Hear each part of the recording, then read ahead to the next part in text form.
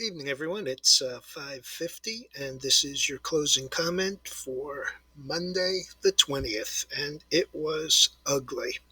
I'm not going to go into a lot of the bits and pieces of individual stocks, but I will give you a bit of a flavor for the day.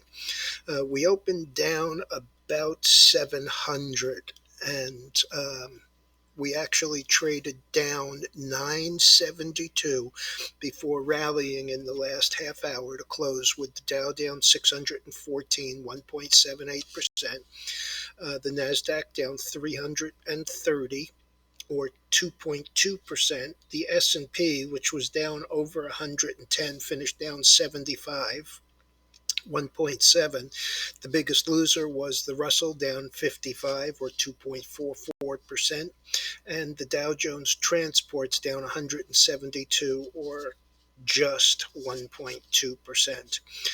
The VIX was 2571, and that was up 490 or almost 24%. All of the bad news was, as I discussed this morning, with Evergrande in China, which spilled over into Hong Kong, which was down about 3.3% and never recovered. The only stocks that I will mention here are CRM, which is Salesforce, which got an upgrade from Wells Fargo. And this morning when we talked, it was 255.25, down 528 or 2%.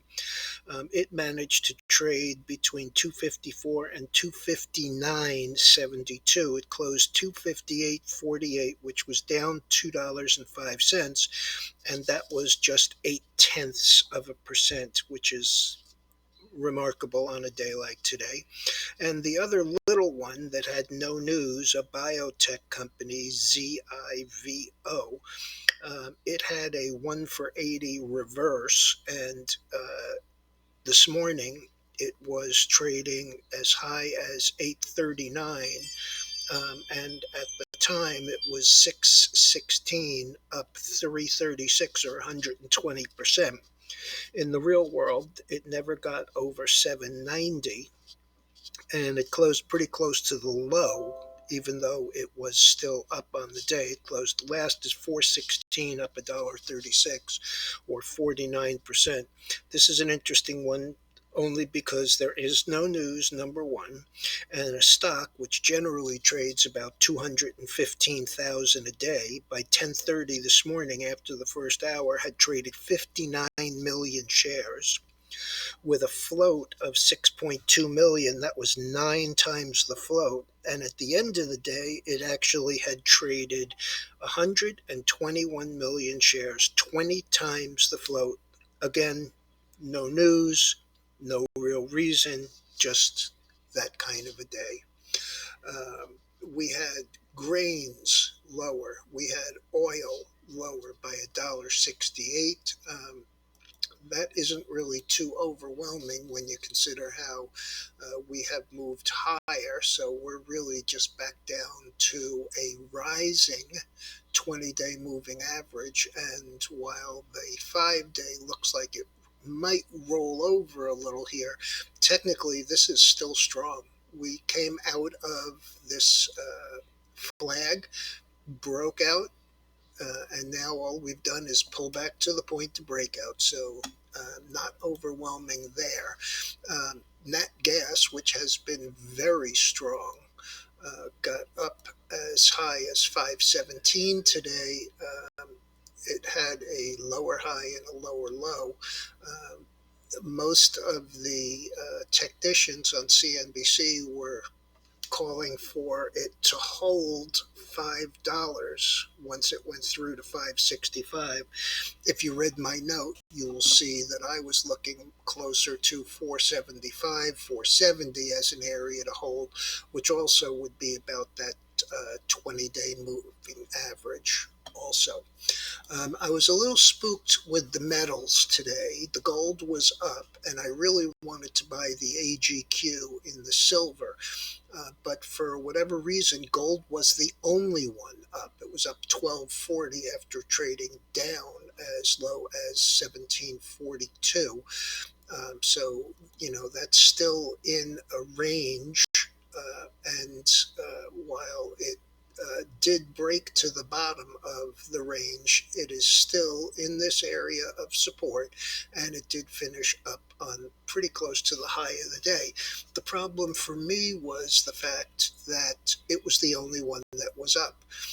I can understand copper being down 13 cents on economics, but silver was down 13, platinum was down 31. And palladium was down 118. Palladium I can also understand because it's used in catalytic converters for automobiles. So that really wasn't a surprise to me. Cattle was neither up nor down in any specific amount. We had the cotton down, which is kind of figures from the standpoint of consumers spending money on apparel. Coffee was down, also right into support, not concerned about that at all. Was not crazy about the lumber being down, since it looks to me like the lumber is forming a little bit of a head and shoulders bottom. You can see it here. Volume at the head, a break to the upside. We'd have to close above that 690 area in order to break the neckline and take it higher. And, I wouldn't bet on it. I wouldn't bet against it. This is one of those wait and see. Bitcoin and Ethereum were both down pretty hard, although they both did come back up a bit. Bitcoin was trading as low as 42,300, closed 43,780, down 37, which is still about 7 or 8%. And Ethereum closed down 350, which is about 10.5%. The dollar was up a little bit, up 0.8 of a dollar, and the bonds were up 1.25. The bonds are getting to the high end of the range again, and I would seriously consider if we saw them a little bit higher. But underneath that trend line, I would consider buying the TBT tomorrow. So there you have it. It was a particularly ugly day. Hopefully tomorrow will be better, but this market is weak, and the market internals have been getting more and more negative every day. The NYSE was 5-1 down, and the NASDAQ was about 4-1 down. So we'll see if we get a bit of a washout. Remember, turnaround Tuesdays, very common. And tomorrow we have housing starts and permits, and we have the Q2 current account balance, which should also be horrendous. All right, folks, I'll be back first thing in the morning.